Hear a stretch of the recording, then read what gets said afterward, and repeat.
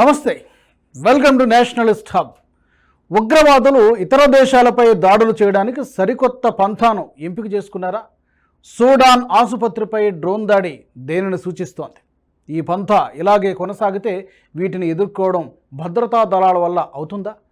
దేశంలోకి చొరబడే ఉగ్రవాదులను పట్టుకోవడమే అసాధ్యమవుతున్న సందర్భంలో డ్రోన్ దాడిని అడ్డుకోవడం సాధ్యమవుతుందా? భవిష్యత్తులో భయానక డ్రోన్ ఉపద్రవాన్ని ఎలా ఎదుర్కోవాలి? ఇలాంటి విషయాలను ఇప్పుడు తెలుసుకుందాం. ప్రస్తుతం ఉగ్రవాదులు దాడులు చేయడానికి డ్రోన్లను ఎక్కువగా ఉపయోగిస్తున్నట్టు తెలుస్తోంది. ఆఫ్రికా దేశాల్లో ఉగ్రవాదులు ఇటీవల తరచుగా డ్రోన్ దాడులతో భయాందోళన సృష్టిస్తున్నారు. సూడాన్లో ఆసుపత్రిపై తిరుగుబాటుదారులు అతిపెద్ద దాడి చేశారు. సింగపూర్లోని international centre for political violence and terrorism research ప్రకారం ఇన్నాళ్లుగా ఆఫ్రికాలోని ఉగ్రవాదులు ప్యాసివ్ డిఫెన్సివ్ ప్రయోజనాలకు మాత్రమే డ్రోన్లను ఎక్కువగా వాడుతున్నారు. అంటే నిఘా, పర్యవేక్షణ, చిత్రీకరణ వంటి వాటికి మాత్రమే వీటిని వాడేవారు.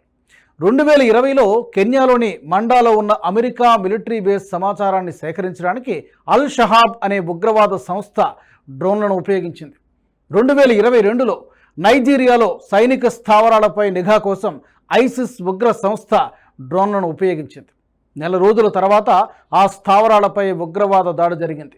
ఈ నిఘాకు ఉపయోగించే డ్రోన్లు కూడా మార్కెట్లో అత్యంత సులభంగా లభించే డ్రోన్లనే ఉపయోగిస్తున్నారు. ఇవి కమర్షియల్ డ్రోన్లుగా అందరికీ సుపరిచితమే. పెళ్లిళ్లలో వీడియోలు తీసే డ్రోన్లతోనే ఈ సమాచారాన్ని అంతా సేకరిస్తున్నారు. వీటి వల్ల ఎవరికీ అనుమానం కూడా కలగడం లేదు. అయితే ఇప్పటి వరకు కేవలం నిఘా కోసం మాత్రమే ఉపయోగిస్తే తాజాగా వాటిని దాడుల కోసం కూడా ఉపయోగించినట్టు తెలుస్తోంది. డ్రోన్లలో మందుగుండు సామగ్రిని ఉంచి వాటిని టార్గెట్ వైపు ప్రయాణించేలా చేసి పేల్చితే పెద్ద నష్టాన్ని కలిగించవచ్చు. ఇందుకు కమర్షియల్ డ్రోన్లతో పాటు మందుగుండు సామగ్రి మాత్రమే సరిపోతుంది. ఒక డ్రోన్ ఆపరేటర్ లక్ష్యం వైపు దీన్ని నడిపిస్తే చాలు, అనుకున్న పని ఇట్టే అయిపోతుంది. ఇందుకు పెద్ద ఖర్చు కూడా అవసరం లేకుండా పని పూర్తి చేయవచ్చు. దీన్ని ఉగ్రవాద సంస్థలు ఇప్పుడు అనుసరిస్తున్నట్టు కనిపిస్తోంది. డ్రోన్ల ద్వారా ఉగ్రవాద సంస్థలకు కొన్ని ప్రయోజనాలు చేకూరే అవకాశం ఉంది. ఇప్పటి వరకు ఉగ్రవాదులు ఎక్కువగా ఆత్మాహుతి దాడులకు పాల్పడేవారు. తమ శరీరానికి బాంబును చుట్టుకుని తమకు తాము పేల్చేసుకునేవారు. దీనివల్ల అనేక నష్టాలున్నాయి. ముఖ్యంగా ఒక ఉగ్రవాది ప్రాణంతో పాటు ఈ దాడికి పాల్పడే ముందే పోలీసులు పట్టుకునే అవకాశాలు ఎక్కువగా ఉంటాయి. సాధారణ చెకింగ్లలో కానీ అనుమానాస్పదంగా కనిపించినప్పుడు కానీ పట్టుబడితే దాడి కుట్ర భగ్నం అవుతుంది. కానీ డ్రోన్ దాడికి పాల్పడితే ఆ అవకాశాలు తక్కువగా ఉంటాయి. ప్రస్తుతం వాణిజ్యంలో డ్రోన్లను విరివిగా ఉపయోగించడం ఇప్పుడిప్పుడే మొదలవుతోంది. వీటిపై సరైన పర్యవేక్షణ లేదు.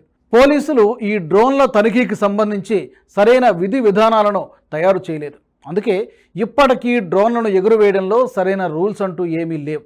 దీనివల్ల వీటిని పర్యవేక్షించేవారే లేకుండా పోయారు. అందుకే వీటికి గనుక మందుగుండు సామగ్రి అమర్చి లక్ష్యత దాడి చేస్తే ప్రమాదం ఎక్కువగా జరిగే అవకాశం ఉంటుంది. దీనివల్ల ఉగ్రవాదులు వీటిని ఎక్కువగా ఉపయోగిస్తున్నట్టు తెలుస్తోంది. ఇప్పటికే ఈ డ్రోన్ దాడులు భారత్కు కూడా పాకాయి. మణిపూర్లో సంవత్సరాలుగా జాతుల మధ్య వైరం కొనసాగుతోంది. కుకీలు, బొయితీల మధ్య వైరం వల్ల రాష్ట్రంలో అశాంతి వాతావరణ పరిస్థితులు నెలకొన్నాయి. ఈ సమయంలో కుకీ మిలిటెంట్లు పెద్ద ఎత్తున ఆయుధాలతో దాడులకు పాల్పడుతున్నారు. అక్కడ ప్రజలకు రక్షణగా ఉంటున్న సిఆర్పిఎఫ్ సిబ్బందిని లక్ష్యంగా చేసుకుని బాంబు దాడులు చేస్తున్నారు. గత ఏడాది సెప్టెంబర్లో సిఆర్పిఎఫ్ క్యాంపుపై కొంతమంది మిలిటెంట్లు డ్రోన్ దాడులకు పాల్పడ్డారు. సరిహద్దు ప్రాంతంలోని సైనిక స్థావరాలే లక్ష్యంగా ఈ దాడులు జరిగాయి. సాధారణ డ్రోన్లకు మందుగుండు సామగ్రిని అమర్చి ఈ దాడులకు పాల్పడుతున్నారు. దీనిపై జాతీయ దర్యాప్తు సంస్థ ఎన్ఐఏ దర్యాప్తు చేస్తోంది. ఈ డ్రోన్ దాడులను అడ్డుకోవడానికి సరైన సర్వేలెన్స్ ఏర్పాటు చేయాల్సిన అవసరం ఎంతైనా ఉంది. అవసరమైతే కఠిన చట్టాలు కూడా తీసుకురావాలి. అప్పుడే డ్రోన్ దాడులను అడ్డుకోవడానికి వీలు పడుతుంది. లేకపోతే వీటిని ఉపయోగించుకొని భారీ దాడులకు పాల్పడే అవకాశం లేకపోలేదు. సాయి గారు, మీ మీద నమ్మకం ఉంది. మీరు ఏం చేస్తున్నారు? దేశాన్ని మంచి చేస్తారు. మీరు ఓటీటీ ఛానల్ ఓపెన్ చేస్తారు. Give me the honour to become the first subscriber. Thank you sir. NH ప్రైమ్ని సబ్స్క్రైబ్ చేసుకుంటున్నందుకు first thank you very much sir.